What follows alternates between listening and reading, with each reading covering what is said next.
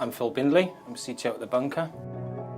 I think when we start to consider GDPR and the implication that it has on people when they're selecting their providers, when they're looking at their supply chain, is something that is not insignificant.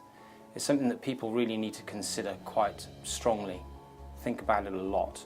It's going to be a requirement of the data protection officer in all of those businesses to really have a clear picture of all of the providers that they're working with. And sometimes that's probably not that easy, because there can be multiple parties involved in the delivery of a cloud service or a software as a service.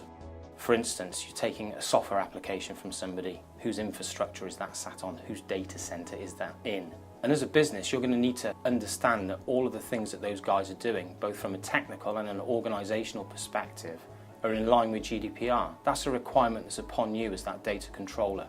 You need to know what your suppliers do in terms of making sure that the data that you're responsible for is treated appropriately.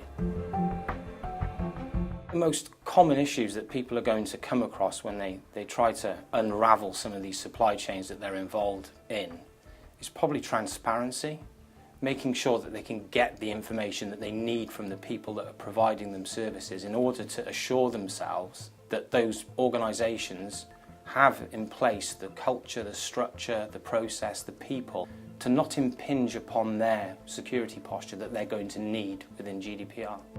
And the only way really to get that information is to audit. It's something that we're very familiar with. It's something that our customers demand of us. We have to be able to meet compliance and regulatory standards that our customers need to meet. People need to become more familiar with the idea of actually testing and auditing their suppliers to make sure that the way that they're behaving and the way that they're delivering the services that they're paying for isn't going to impact them in terms of GDPR.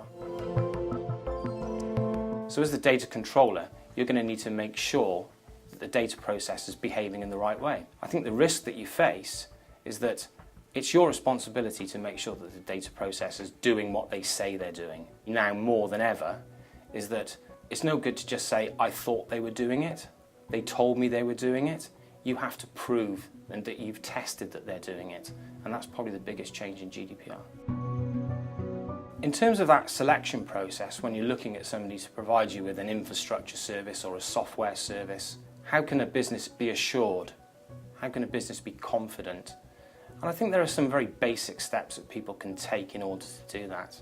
A track record of working in a regulated environment, be that the payment card industry, financial services, healthcare. Businesses that are used to providing services into those kind of environments probably have a reasonable idea of how to do this properly. It's really important that not just only the kind of contract signature stage, but throughout the life cycle of that contract, that organisations are continually testing. And if you're not getting the right answers from the people that are providing services to you, if they're not giving you the satisfaction and the assurance that you need, that should really be raising alarm bells as to why that transparency doesn't exist. So it's part of that selection process again to understand fully why you should put your cloud services or infrastructure services or software services with a particular provider. Somebody that is confident in transparency. If you've got nothing to hide, you've got nothing to hide. The key thing for businesses to consider in terms of the supply chain with GDPR is just to make sure that the people that they're working with or choose to work with are transparent and auditable about everything that they do, so that businesses can be assured and confident that where they've placed their customers' data isn't going to affect them in terms of GDPR.